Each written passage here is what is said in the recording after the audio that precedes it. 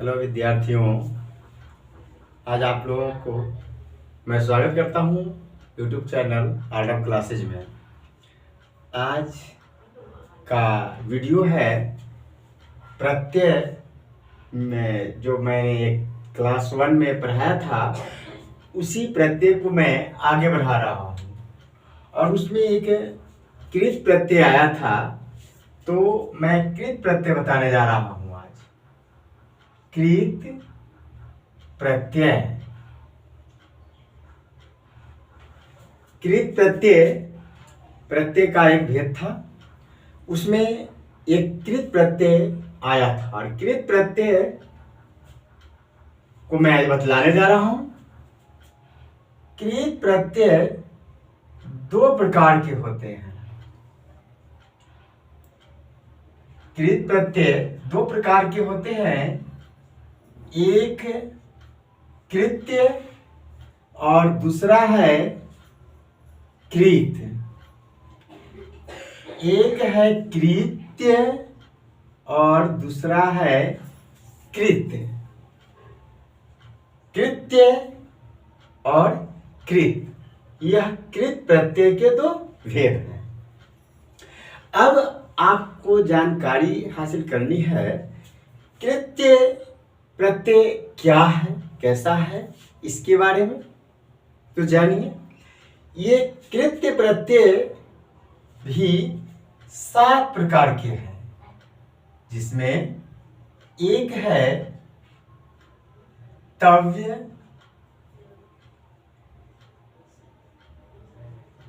दूसरा तव्यत, तीसरा अनियर, चौथा अण्यत, पांचवा यत,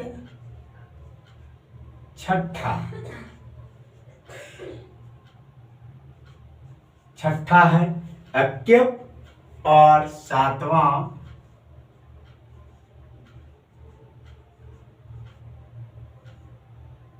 केलिमार। तो ये 7 कृत्य प्रत्यय हैं। कृत्य प्रत्यय 7 है, जिसमें से तव्य और तव्य ये दोनों जब लगते हैं तो लगभग एक जैसे रूप बनते हैं। और अनियर, अण्यत, इयत, ये सारे के सारे क्वेश्चन इसमें से आते रहते हैं एग्जाम में। और ये दो एग्जाम के लिए इंपॉर्टेंट नहीं है। तो बच्चे आप जान लीजिए कि जो मैंने ये 5 लिख रखा है और 5 के बारे में जानकारी लेनी है आपको। जानिए ये कहाँ प्रयोग किए जाएंगे। अगर एक सीख जाएंगे तो ये सारे सीख जाएंगे।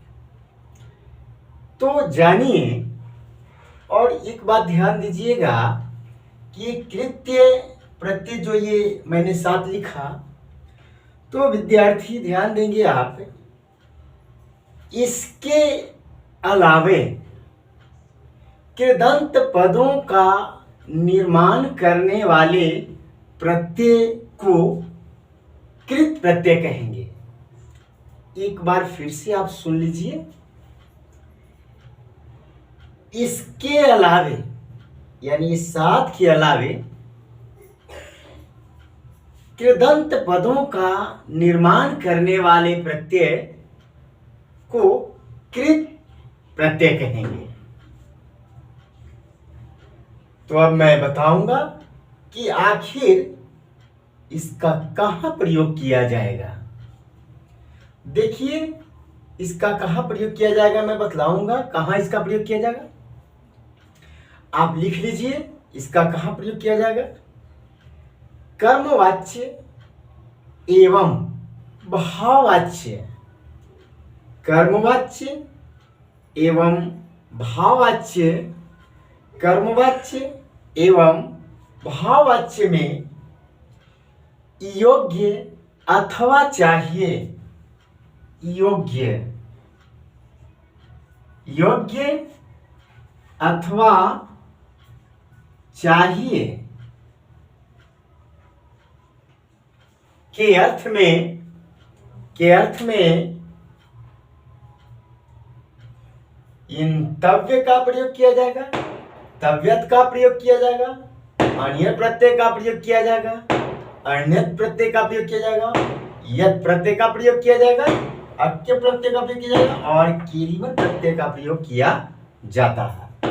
फिलहाल मैं फोकस आपको ये एक प्रत्यय तक ध्यान दिलवाने जा रहा हूं, इस पर आप फोकस करें। इतना से परीक्षा में आता है, आएगा ही निश्चित रूप में। तो अब आप देखेंगे कि इसका प्रयोग जो मैंने बताया कि कर्मवाच्य एवं भाववाच्य में योग्य या चाहिए के अर्थ में जो इन प्रत्ययों का प्रयोग किया जाता है, अर्थात कृत्य प्रत्ययों का प्रयोग किया, कृत्य कृत्य कृत्य के अंतर्गत किया है, यानी कृत्य प्रत्यय का प्रयोग किया जाता है। अब देखना ही है कि इसमें और क्या बात है भाई। तो देखिए, अब मैं मिटा रहा हूं इसको, समझ लीजिए, ध्यान देखिए इसमें। चलिए इसे अभी ध्यान में रखिए, मैं छोड़ रहा हूं अभी इसको, अब ये इस पर फोकस मैं कर रहा हूं। ये तव्यत, जानिए इसका जो त है, यह त अनुबंध कहलाता है। ये त जो है क्या कहला रहा है, अनुबंध। इसमें त जो है अनुबंध है।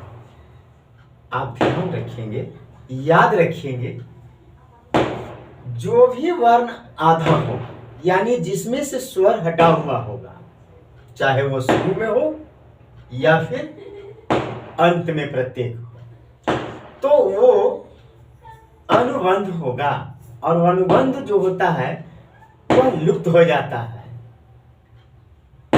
तो ये त अनुबंध है इसका, और ये लुप्त हो जाएगा, शेष तव्य बचता है। और इस तव्यत का तव्य बचता और इसी को लगाना पड़ता है धातु के अंत में। अब देखिए, यहां तव्यत का तव्य लगता है, पर तव्य का कोई अनुबंध नहीं है, क्योंकि इसमें जो वह है, इसमें से स्वर हटा है, पर ये बीच में है और बीच में अनुबंध नहीं होगा। अनुबंध या तो शुरू में होगा या फिर अंत में होगा। तो जिन वर्णों में हलंत लगा हुआ देखें, आप उसे अनुबंध समझ लेंगे। अब आइए अनियर प्रत्यय के बारे में आप जानिए।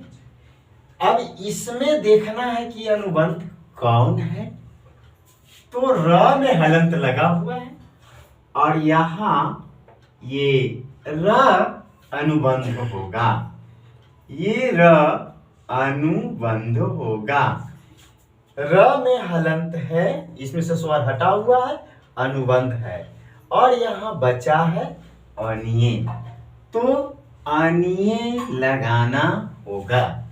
दूसरी बात, अब अन्य प्रत्यय में आप देखें, ये ण अनुबंध है, ण, और साथ ही साथ त अनुबंध है। जब ये दोनों अनुबंध है तो इसका लोप हो जाएगा, और यहां बचा क्या, य बचा, यानी कि इस प्रत्यय का य लगता है, अनियर का अनिय लगेगा और तव्यत का तव्य लगेगा, और तव्य तो खुद है ही। अब बात है कि यत प्रत्यय में कौन अनुबंध है, तो इसका त अनुबंध है, इसका त अनुबंध है।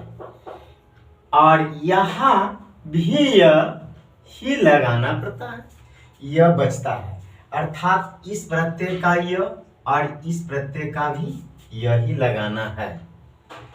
परंतु एक बात ध्यान में रखेंगे आप, क्या ध्यान में रखेंगे, तो मैं अभी थोड़ी देर में बतला रहा हूँ। पहले इन तव्य और तव्यत और अन्यर का उदाहरण मैं दे देता हूँ, उसके बाद मैं अन्यत और यत की बात करूँगा। अभी मैंने इन प्रत्ययों में क्या क्या अनुबंध है उसके बारे में मैंने लिखा। यहाँ पर देखें अनुबंध, आप ध्यान में रखेंगे, ये अनुबंध है ण और त अनुबंध है। जिस तरह से त अनुबंध यहाँ, जिस तरह से यहाँ र अनुबंध, इस तरह से यहाँ अन्यत में ण और त अनुबंध है, और यहाँ यह बचेगा। आप मिस न कर जाएं, इसलिए मैंने यहाँ पर इसको लिख करके और अनुबंध लिख दिया ताकि आपको ध्यान रहे। चलिए अब मैं इस तव्य का और तव्यत का अन्यर का मैं उदाहरण देने जा रहा हूं। देखिए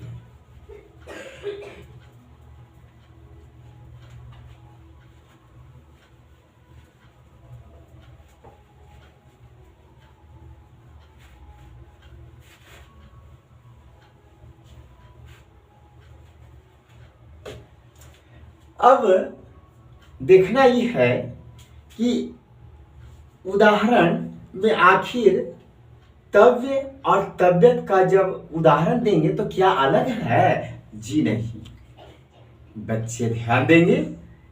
ये तव्यत और तव्य, तव्यत और तव्य, इन दोनों प्रत्ययों से बने रूप एक जैसे ही होते हैं, एक जैसे ही होते हैं। अब एक जैसे होते हैं तो देखिए पठ धातु, चलिए इसमें तव्यत प्रत्यय कहें या तव्य प्रत्यय कहें, मैंने कहा कि इन दोनों से बनेंगे तो एक जैसे ही बनेंगे। खाद धातु में तव्य प्रत्यय लगाएंगे, अर्च धातु में तव्य प्रत्यय लगाएंगे, अर्च धातु में तव्य प्रत्यय लगाएंगे, दृश्य धातु में तव्य प्रत्यय लगाएंगे, गम धातु में तव्य प्रत्यय लगाएंगे। इस प्रकार से बहुत सारे धातु हैं, पा है, अस्था है, घ्रा है, दा है, पा, दा, घ्रा, अस्था, इन सारे धातुओं में तव्यत प्रत्यय लगाएंगे। ये अस्था है, दंत सथ संयुक्ताकार, और आप देखिए ये मैंने लिखा एक दृश्य धातु, क्या लिखा? दृश्य धातु। और एक आप देखिए ये मैंने लिखा प्रच्छ, प्रच्छ धातु। चलिए मैं इतना जोड़ के बताता हूं। जब इन दोनों को जोड़ेंगे तो यह पठितव्य बनेगा। एक बात और आप सब ध्यान रखेंगे, जो मैंने अभी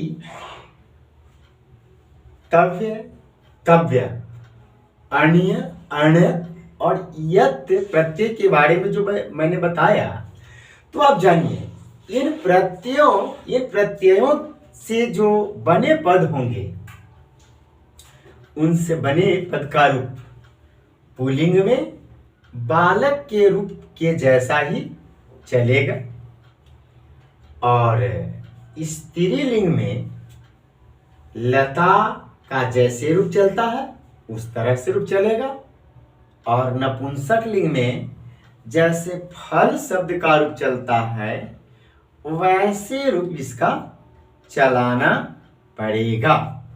चलता है रूप इन सारे यानी तव्य, तव्यत, अनियत, अण्यत और यत, इन सारे प्रत्ययों से बने पद का रूप पुल्लिंग में बालक के समान, स्त्रीलिंग में लता के समान और नपुंसक लिंग में फल के समान चलते हैं। मैं उम्मीद रखता हूं कि आप सब समझ रहे होंगे। तो इस प्रकार से ये पुल्लिंग शब्द हो गया, और इस तरह से स्त्रीलिंग में ये पठितव्या हो जाएगा, और इस प्रकार से ये नपुंसक लिंग में पठितव्यम हो जाएगा। तो पठ का हिंदी हुआ पढ़ना और पठितव्य का हिंदी हुआ पढ़ना चाहिए या पढ़ने योग्य। खाद में तव्य प्रत्यय जब लगाइएगा तो इससे बनेगा खादी तव्य। जब ये खादी तव्य बना तो इसे आप बनाएंगे खादी तव्या, और इसे खादी तव्यम। अब आइए अर्थ से बनाएंगे तो ये बनेगा अर्चितव्य। चलिए, और स्त्रीलिंग में अर्चितव्या, और ये होगा अर्चितव्यम। अर्ध धातु है। चलिए, इसमें हलंत लगा हुआ है, ध्यान रखिएगा। तो ये अर्जितव्य, अर्जितव्य पुल्लिंग में चला बालक के जैसा, और अर्जितव्या। इस प्रकार यहां ये होगा अर्जितव्यम। और दृश्य से बनाएंगे तो क्या बनेगा, और प्रच्छ से बनाएंगे क्या बनेगा, ध्यान रखेंगे। ये ज्यादातर आता रहता है एग्जाम में। तो यह जो हरस बड़ी इसका है ये अण में बदल जाएगा, और इस प्रकार से जो तव्यत का त है वो ट में बदल जाएगा, और इस प्रकार से यह बन जाएगा द्रष्टव्य है। ये दर संयुक्त है, बच्चे ध्यान देंगे, ये दर संयुक्त, द मेरा लगा हुआ है।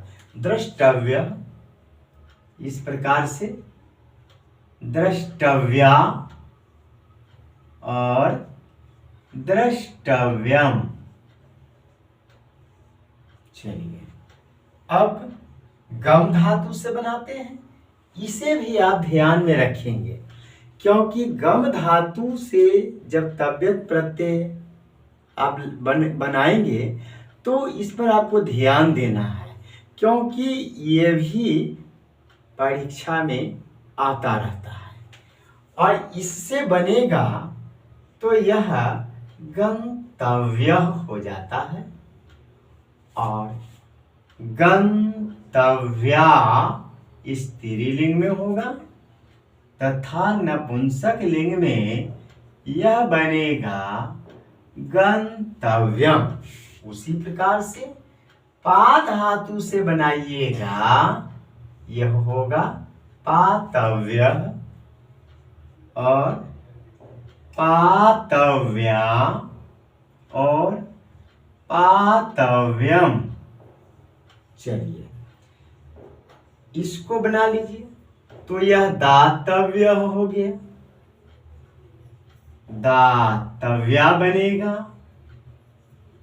दातव्यम बनेगा, आइए इस प्रकार से घरा से बना लीजिए, घ्रातव्य,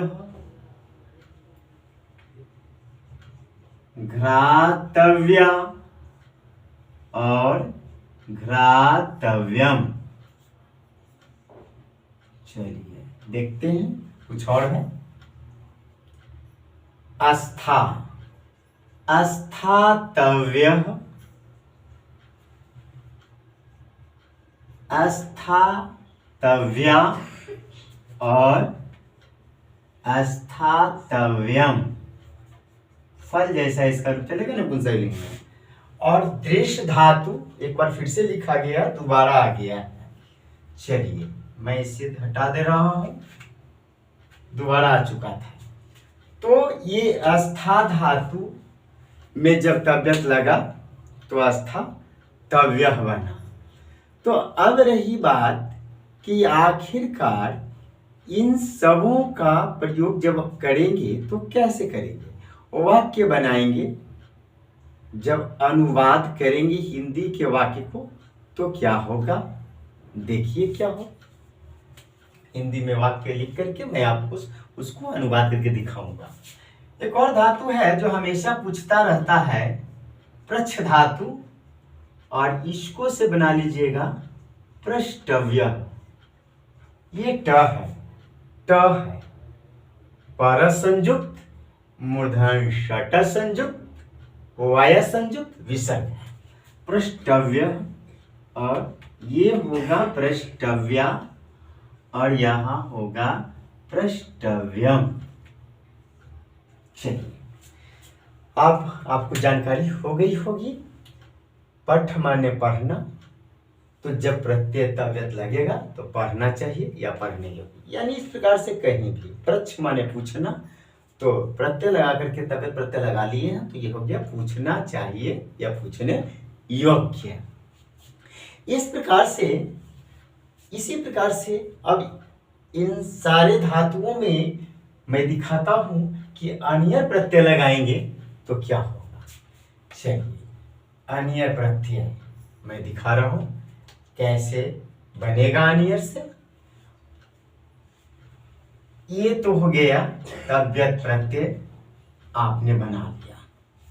चलिए इसे बार बार पढ़ते रहें और निश्चित रूप में मुझे पूर्ण विश्वास है कि इतना उदाहरण में से यदि अगर तव्यत प्रत्यय से पूछा जाएगा प्रश्न तो इसमें से कोई ना कोई आ ही जाना चाहिए और आ ही जाएगा। अगर आएगा, अगर इससे हट के आएगा तो इसी पर आधारित होगा।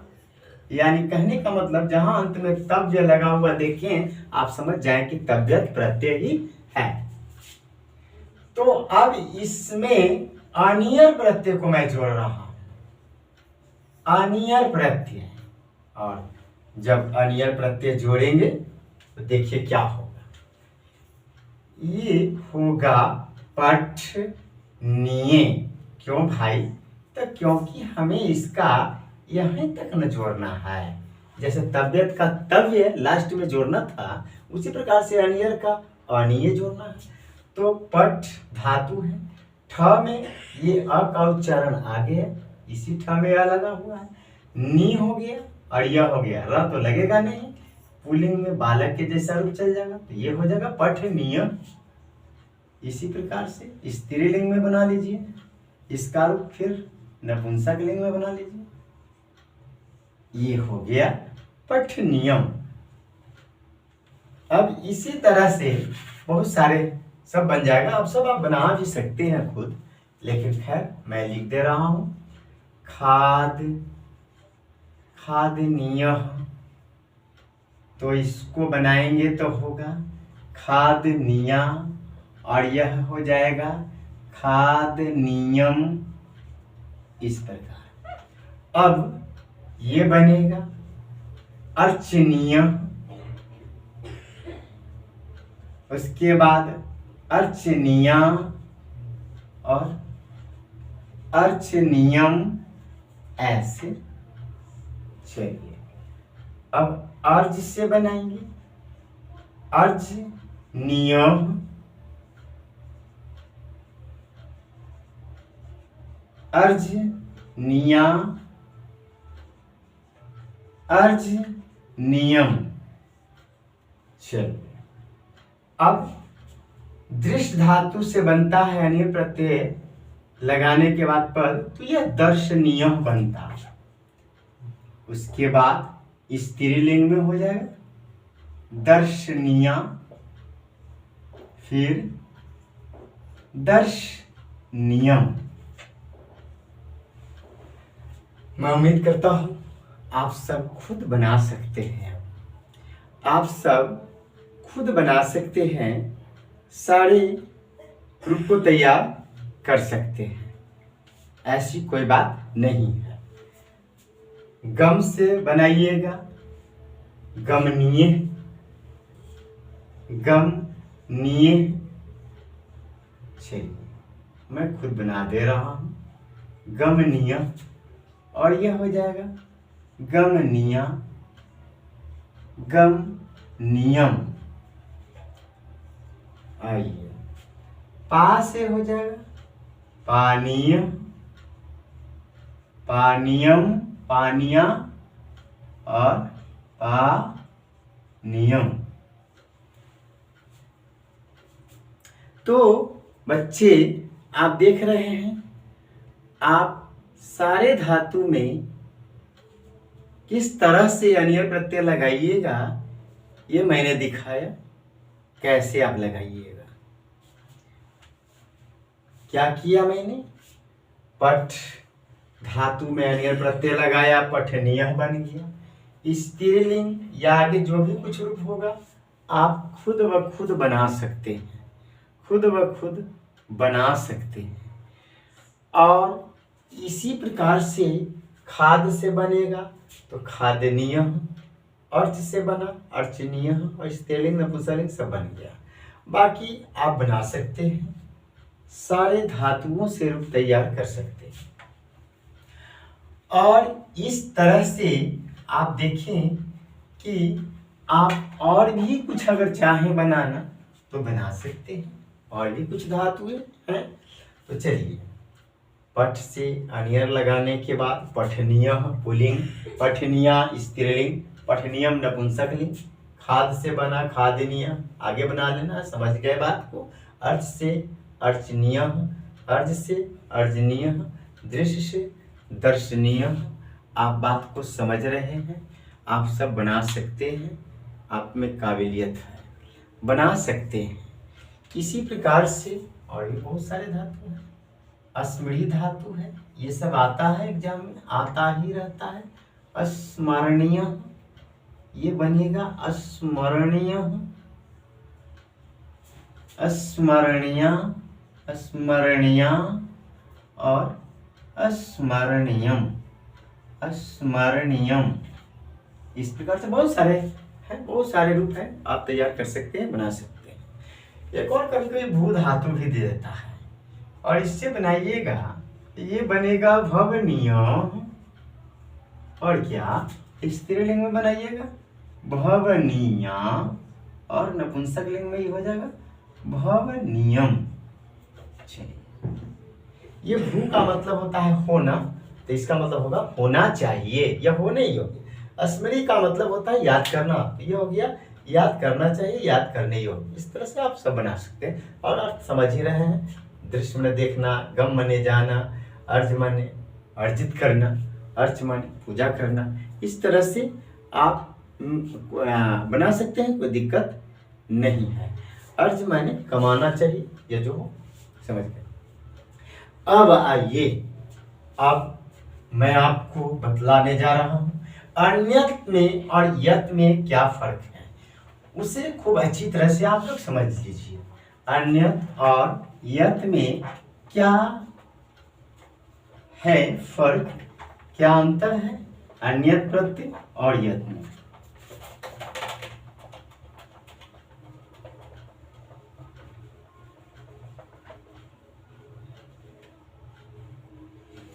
चलिए, मैं बतलाने जा रहा हूं कि अन्यत और यत में क्या फर्क है।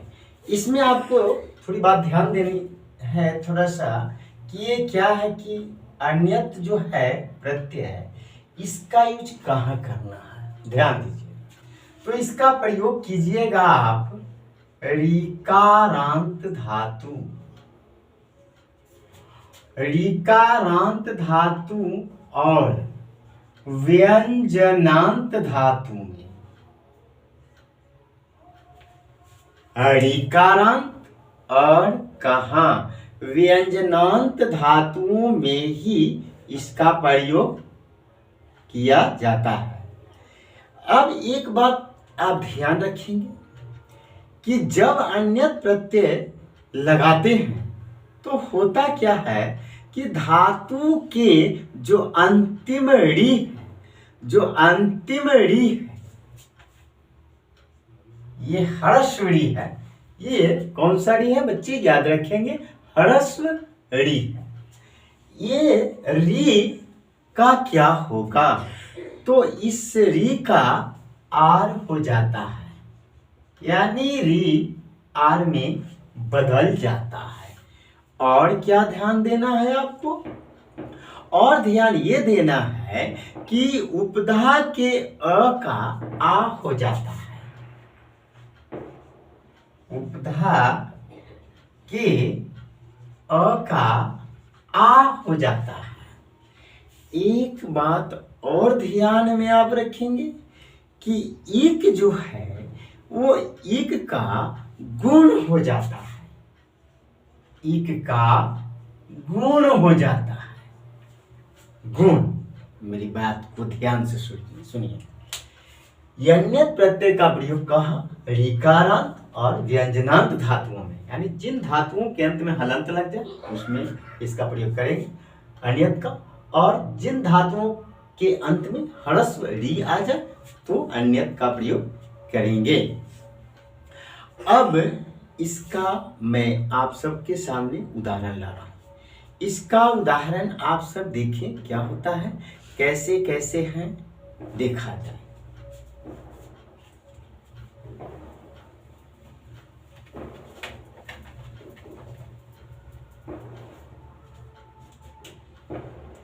यथा क्री धातु, मैंने एक धातु ले रखा है क्री। क्री, क्री का मतलब होता है करना, क्री का मतलब होता है करना।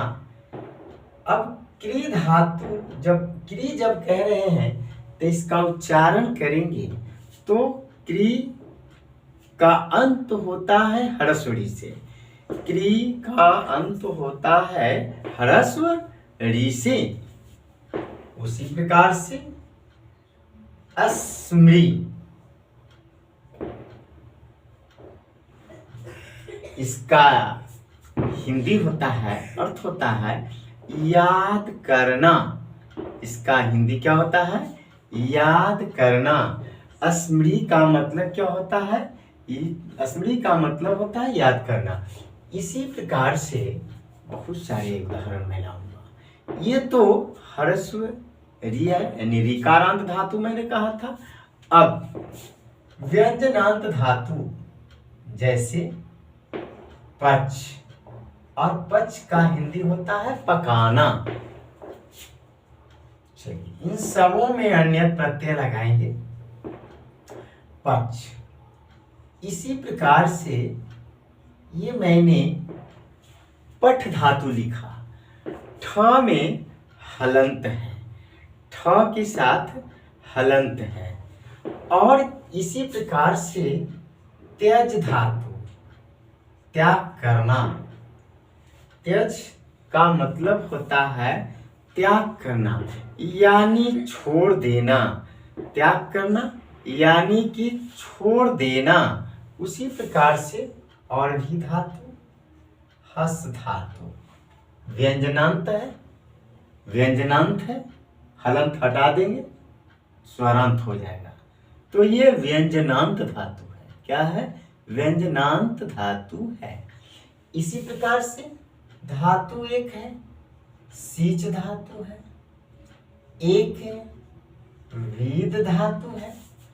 सीच धातु मैंने लाया, वीद धातु लाया, और भुज है, भुज धातु है, अब चलते हैं, इन सबों में जब अन्यत्र प्रत्यय जोड़ेंगे तो क्या बनेगा, जान लीजिए क्या बनेगा।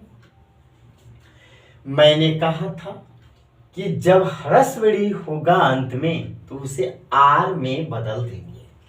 तो ये क पहले लिखेंगे, आप इसका ह्रस्वड़ी आर में बदलेगा तो आ लिख दिए उसकी मात्रा, अन्यत्र का य लगा करके और जो इसका आर था, इस ह्रस्वड़ी का जो आर था, ये र को ऊपरे रेफ ऐसे कर दे। अब ये हो गया। और मैंने शुरू में ही कहा था, इन प्रत्ययों के योग से जो पद बनेंगे वो पुल्लिंग में उनका रूप बालक जैसा, स्त्रीलिंग में लता जैसा और नपुंसकलिंग में फल जैसा चलेगा। तो कार्यम पुल्लिंग हो जाएगा, कार्या स्त्रीलिंग हो जाएगा और कार्यम नपुंसकलिंग। कार्य, कार्या और कार्यम। अब अस्मृति धातु से बनाएंगे, यह बनेगा अस्मार्य, अस्मार्या और अस्मार्यम, अस्मार्यम। चलिए पच धातु।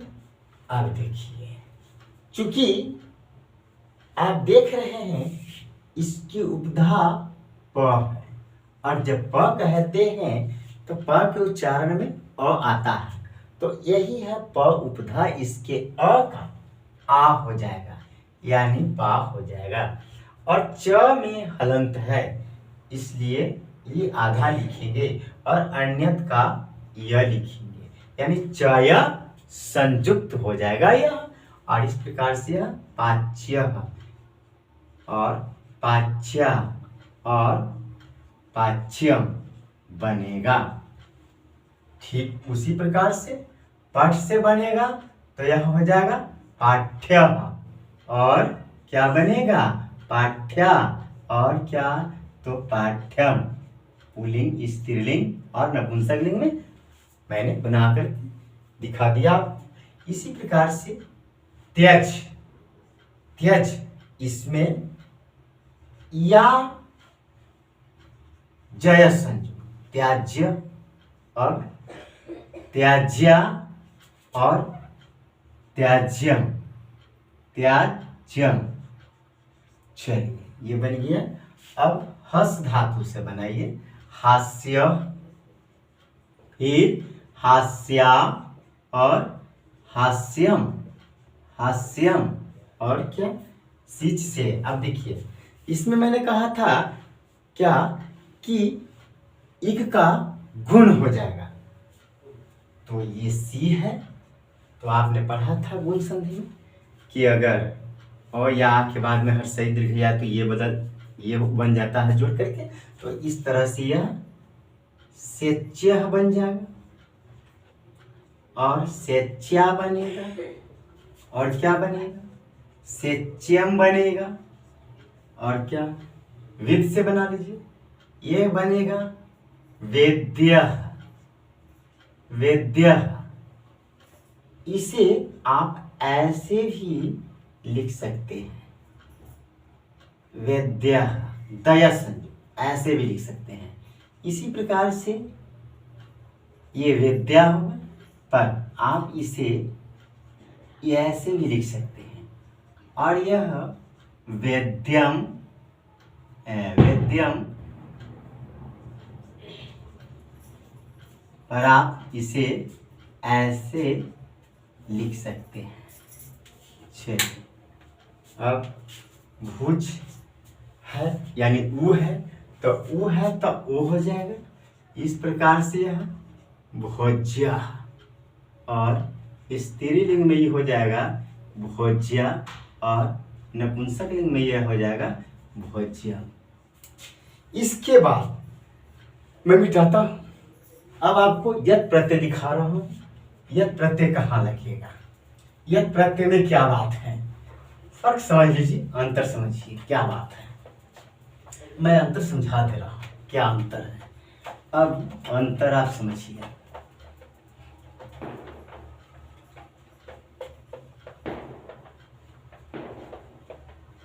प्रत्यय का कहाँ प्रयोग करेंगे? तो स्वरांत धातुओं में, स्वरांत धातुओं में करेंगे, और कुछ व्यंजनांत धातु हैं जिनके साथ, जैसे शाक धातु, सह, चर, गद और यम। इन धातुओं में यह प्रत्यय लगाते हैं। उदाहरण देखा जाए, यथा देखा जाए, जैसे जी, जी धातु में यत् प्रत्यय लगाएंगे। नी स्वरांत है, यत् प्रत्यय लगाएंगे, क्योंकि जी में ई का हर्षई का उच्चारण है और नी में दीर्घई का। उसी तरह से पा है, आस्था है, पा धातु, आस्था धातु। चलिए, इन धातुओं में यह प्रत्यय लगेगा। साथ ही साथ शक, सह, चर, गद और यम। इससे क्या बनेगा? देखिए, मैं बना रहा हूं क्या बनेगा। ये जी है, इसमें ई को बदल देंगे ए में, यह प्रत्यय लगाने पर, और इस तरह से यह पुल्लिंग में जेयह बनेगा। स्त्रीलिंग में जेया और नपुंसक लिंग में जेयम। इसी प्रकार से यह बनेगा नेयह और नेया और नेयम। पा से बनेगा पेयह, पेया, पेयम। आस्था धातु से बनाइएगा तो यह बनेगा अस्थेयः, अस्थेया और अस्थेयम, अस्थेयम। उसी प्रकार से शक धातु में बनाइएगा तो ये तालर से लिखे, क में हलंत है, आधा कर दिए, कय संयुक्त। और शक्या, उसके बाद शक्यम। उसी प्रकार से सह से बनेगा सह्यः, फिर स्त्रीलिंग में बनाइएगा तो ये हो जाएगा सह्या और यह हो जाएगा सह्यम। और चर धातु से बनाइएगा, यह बनेगा चर्यः, चर्या और चर्यम। चलिए, और गद से बनाइएगा, ये बनेगा गद्य। इसे आप चाहें तो ऐसे भी लिख सकते हैं गद्य, और स्त्रीलिंग में बनेगा गद्या। आप चाहें तो ऐसे लिख सकते हैं, और यह बनेगा गद्यम, जिसे आप चाहें तो इस तरह से बना सकते हैं। उसी प्रकार से यम से बनेगा यम्य, यम्या और यम्यम। ठीक उसी प्रकार से इसका भी चलेगा, पुल्लिंग में बालक के जैसा, स्त्रीलिंग में लता के जैसा, और नपुंसकलिंग में फल के समान इसका रूप चलता है। देखिए, इसमें किसका क्या हिंदी है। जी माने जीतना, इसका मतलब क्या, जीतना चाहिए या जीतने योग्य। नी माने लेना या ले जाना, तो लेना चाहिए या ले जाना चाहिए या ले जाने योग्य।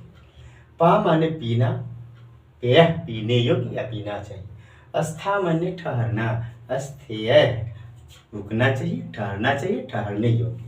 शक सकना, सकने योग्य या सकना चाहिए। सह माने सहन, सहने योग्य या सहना चाहिए।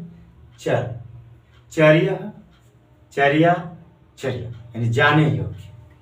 गद्य, गद्य, गद्या और गद्यम, इसका गद्य। और यम, यम्य, यम्य, यम्यम यानी नियमन के योग्य या नियमन चाहिए। अब है कि इससे मैं दिखा रहा हूं कि आखिर जो तव्यत प्रत्यय और ये अनियत या जो कुछ भी ये सब प्रत्यय जो अभी आपने देखा 5 तव्यत, तव्य, अनियत, अनियत और यत, तो इससे वाक्य मैं बना के दिखाता हूँ। इससे मैं वाक्य बनाकर दिखाता हूँ, क्योंकि मैंने कहा कर्मवाच्य या भाववाच्य में इसका प्रयोग किया जाता है। तो जैसे कहें कि मेरे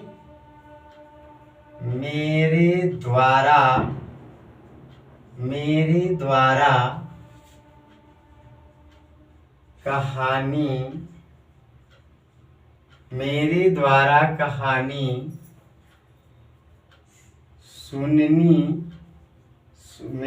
कहानी सुनी जानी चाहिए। सुनी जानी चाहिए। यह कर्मवाच्य का वाक्य है। चूंकि इसमें कर्ता है मैं यानी मेरे द्वारा, और ये कहानी को सुना जा रहा है, तो चूंकि कहानी कर्म है, अब मैं कैसे इसे बनाऊंगा तो देखिए।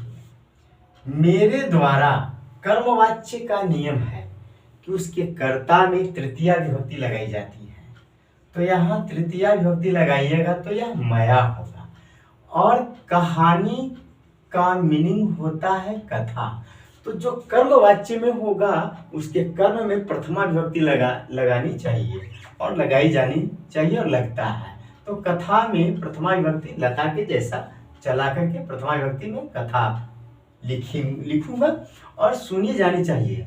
तो यह आप जानिए जो क्रिया इसमें होगी ये कर्म के अनुसार होगी। चूंकि कर्म कथा आकारांत शब्द है, इसलिए तव्यत प्रत्यय लगाने पर इसे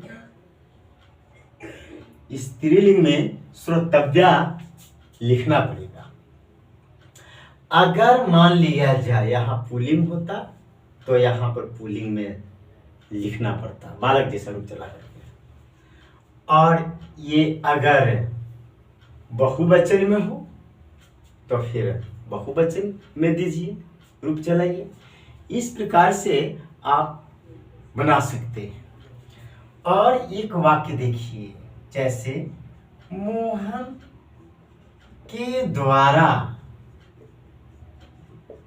हंसा जाना चाहिए।